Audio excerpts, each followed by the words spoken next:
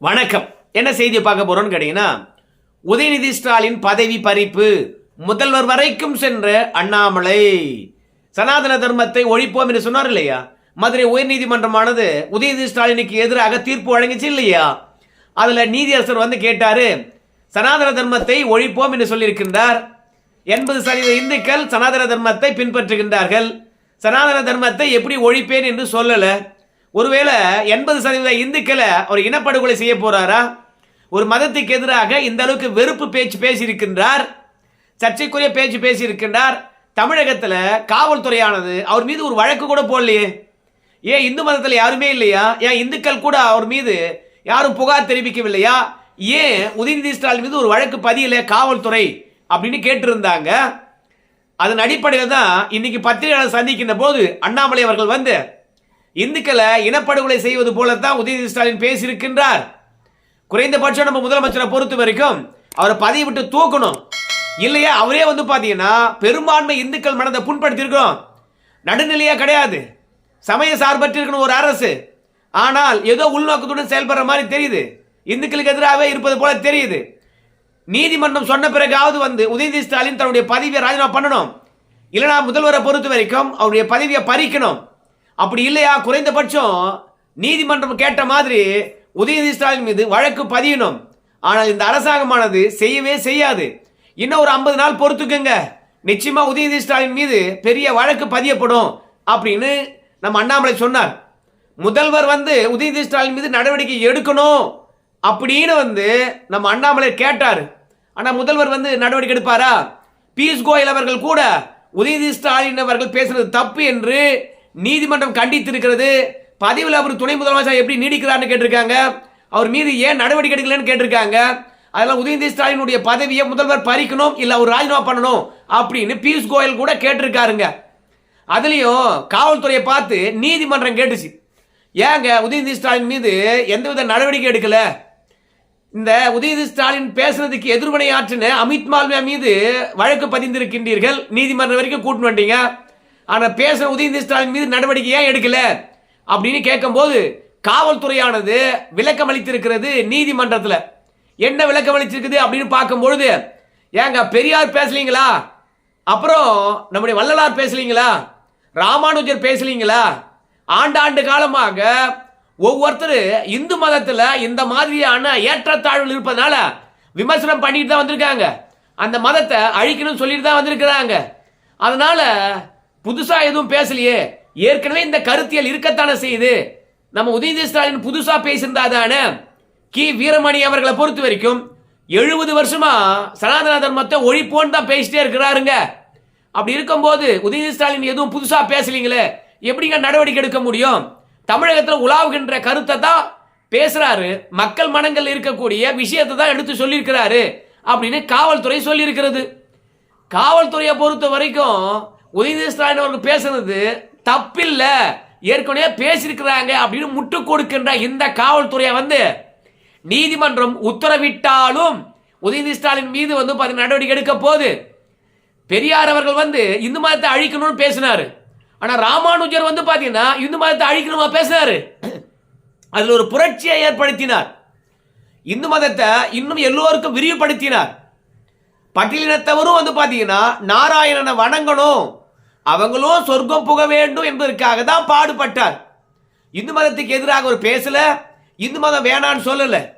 அதே மாதிரி வள்ளலாரை பொறுத்த வரைக்கும் அவர் ஒரு தனி சமயம் கண்டார்.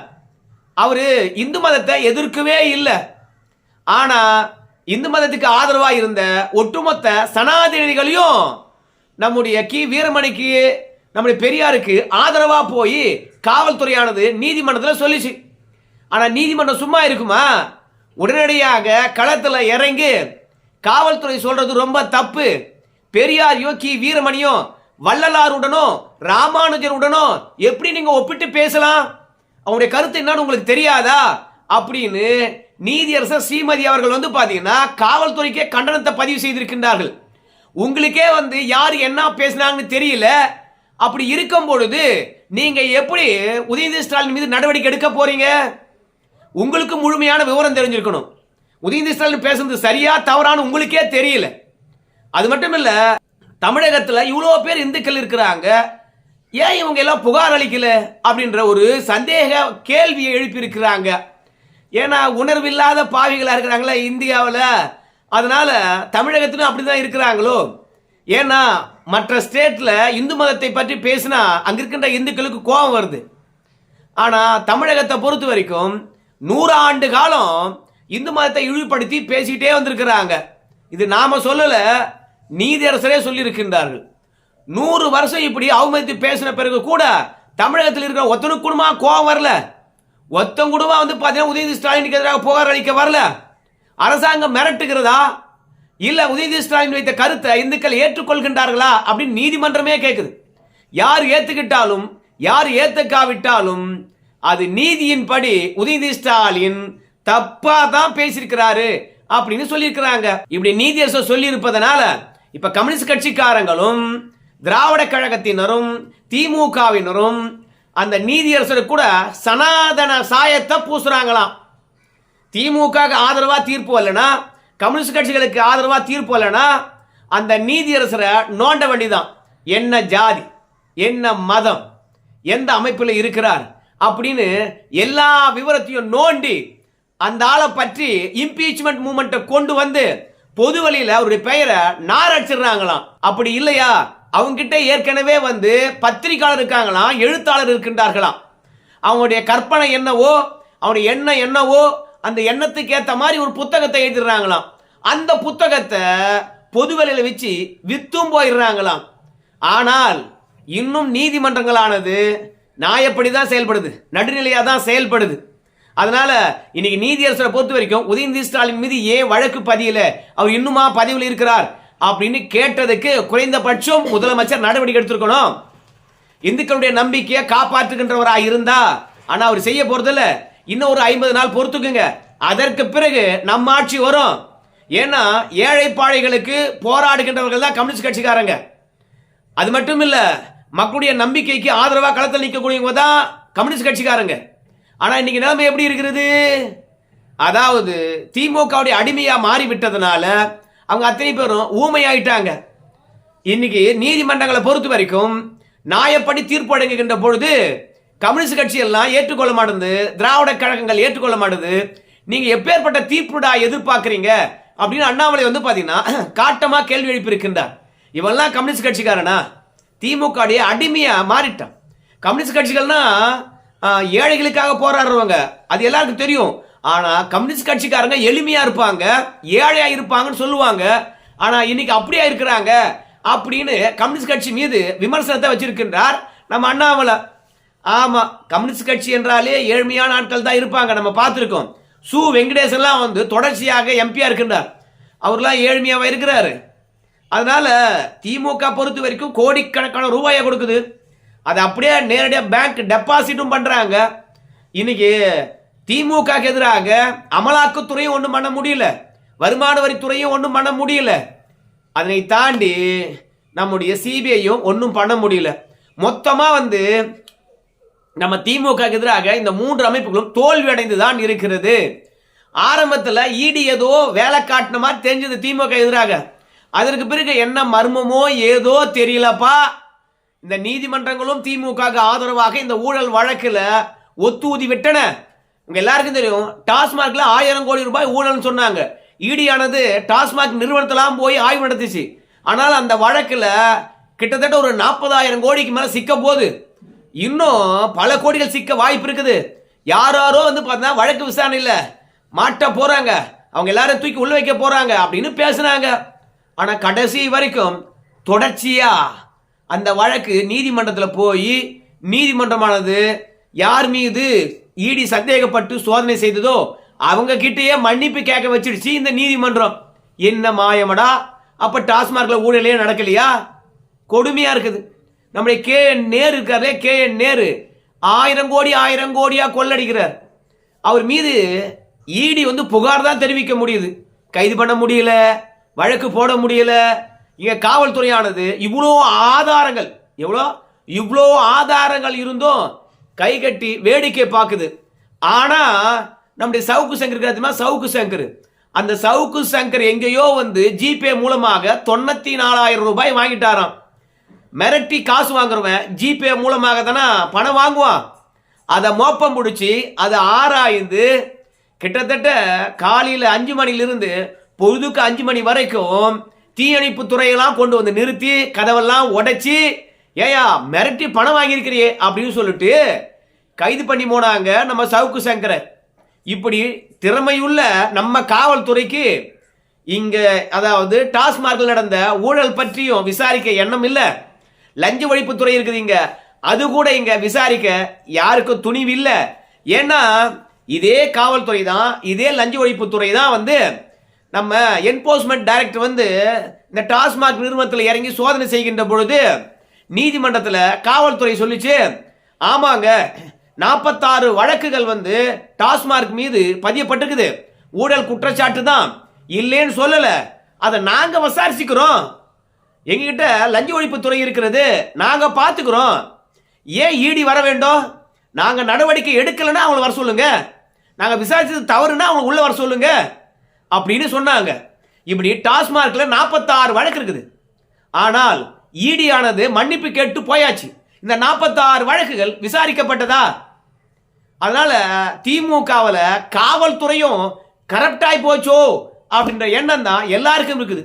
அதனால தான் அண்ணாமலை சொல்றாரு, நியாயப்படி நம்முடைய உதயநிதி ஸ்டாலினுடைய பதவியை பறிச்சிருக்கணும், ஆனா முதல்வர் பறிக்க மாட்டாரு, நியாயப்படி ஒரு எஃப்ஐஆர் போட்டிருக்கணும், போட மாட்டாங்க, ஆட்சி மாற்றத்துக்கு பிறகு நாம பார்த்துக்கலாமா அப்படின்னு சொல்லிட்டு அண்ணாமலை சொல்லிட்டு அங்கிருந்து செல்வ பெருந்தகை கிட்ட வராரு.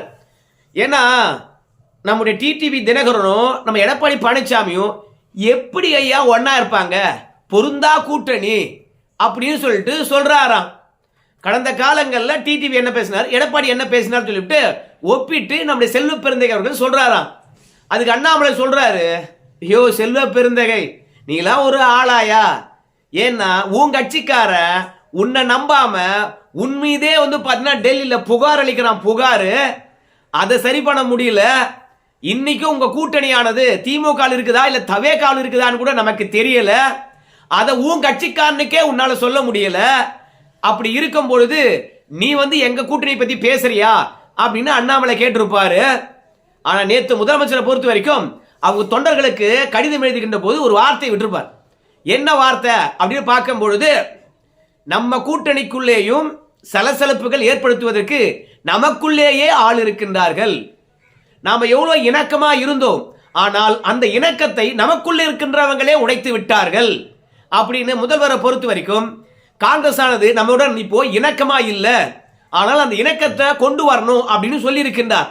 இந்த மாதிரி அவங்க கூட்டணிக்குள்ள யார் இருப்பான் யார் இருக்க மாட்டான் அப்படின்னு நிலை இருக்கும் போது எதுக்கு எங்க கூட்டணி பத்தி பேசுற அப்படியே என்ன ஆச்சு, இந்த கூட்டணி பலம் பெறுகிறது, பயம் வந்துடுச்சு அப்படின்னு அண்ணாமலை அவர்கள் சொன்னாருங்க. அதுக்கப்புறம் சட்ட ஒழுங்கை பற்றி பேசினாரு. என்னத்தை சட்ட ஒழுங்கை பற்றி பேசுறது, காலில் தான் நம்ம வந்து வீடியோ போட்டோம். கோயம்புத்தூர்ல கஞ்சா ஆசாமிகள் ஒருத்தனை கல்லாலே அடிச்சு கொன்னானுங்க. திருத்தணியில ரீல்ஸ் எடுப்பதற்காக பட்டா கத்தி வச்சு வெட்டினாங்க. வேளச்சேரியில டெலிவரி பாய 4 பேர் ஒன்னா சேர்ந்து வெட்டினாங்க. ஆனா இன்னைக்கு ஒரு பெண்ணு என்ன காதலிக்கலன்னு சொல்லிவிட்டு கல்லூரிக்குள்ளேயே போய் கத்தியால குத்தி இருக்கிறான். மொத்தத்துல இந்த திமுக அரசாங்கமானது போதவஸ்தையும் கண்டுக்காது, ரெண்டாவது குற்றச்செயலையும் தடுக்காது. ஆனா குற்றச்செயலை தடுக்கணும்னா அண்ணாமலை அவர்கள் வந்து பாத்தீங்கன்னா ஒரு ஐடியா கொடுத்தார். என்ன ஐடியா அப்படின்னு பார்க்கும்பொழுது, காவல்துறை கையில எதுக்கு லட்டி, எதுக்கு துப்பாக்கி, அதெல்லாம் பயன்படுத்தவே மாட்டாங்களா அப்படின்னு அண்ணாமலை கேட்டார். ஏன்னா குற்றவாளிக்கு எப்படி பதிலளித்தால் புரியுமோ அப்படி பதிலளிக்க வேண்டும் அப்படின்னு தான் அண்ணாமலை எண்ணம். ஏன்னா அவன் அகிம்சைவாதியா இருந்தா நம்மளும் அகிம்சைவாதியா இருக்கலாம், ஆனால் அவன் வன்முறை பாதையை தேர்ந்தெடுக்கிறான், நம்ம என்ன பண்ணணும், அதுக்கப்புறம் வன்முறையை தான் கையில் எடுக்கணும் அப்படின்றது அண்ணாமலை எண்ணமா இருக்கு. அதுக்கு உதாரணம் கூட சொன்னார். குஜராத்தினுடைய துணை முதலமைச்சரை பொறுத்த வரைக்கும் பொண்ணை தொட்டுட்டு நீ வீட்டுக்கு போயிடுறா பார்க்கலாம் அப்படின்னு சொன்னாங்களாம்.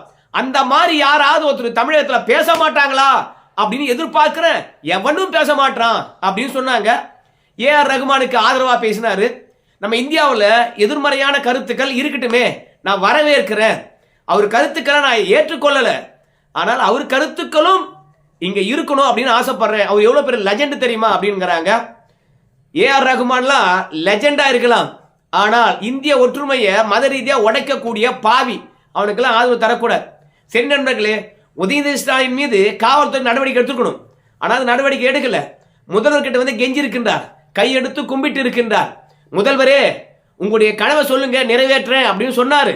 என்னுடைய கனவை பொறுத்த வரைக்கும் திமுக ஆட்சி இங்கிருந்து ஒழிக்கப்படணும் ஒண்ணு. ரெண்டாவது, தொடர்ந்து இந்துக்களை அவமதிக்கின்ற உதயநிதி ஸ்டாலினுடைய பதவியை பறிக்கணும். ரெண்டுத்தையும் செய்வீங்களா அப்படின்னு கேட்டிருக்காரு.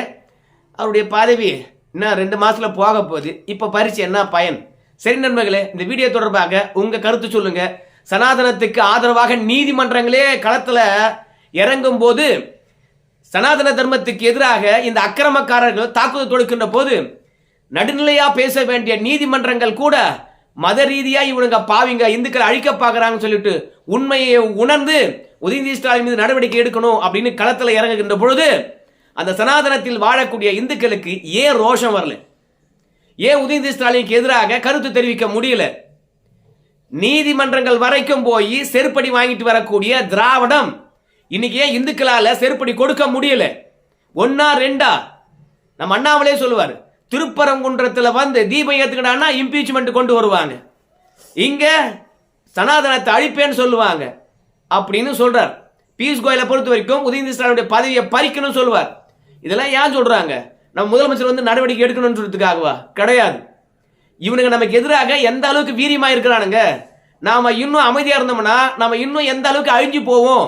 அதனால நாம எவ்வளவு விழிப்புணர்வா இருக்கணும். இதே மற்ற மத காணிக்கிறதுக்காக இவங்க பேசிட்டாங்கன்னா அவங்க என்ன பண்ணியிருப்பாங்க, இதையெல்லாம் இந்துக்கள் சிந்திக்க வேண்டும் என்பதற்காக தான் அண்ணாமலை அவர்கள் வந்து பாத்தீங்கன்னா இதை பத்தி பேசுறாரு. பியூஷ் கோயல் அவர்கள் இதை பத்தி பேசுறாரு.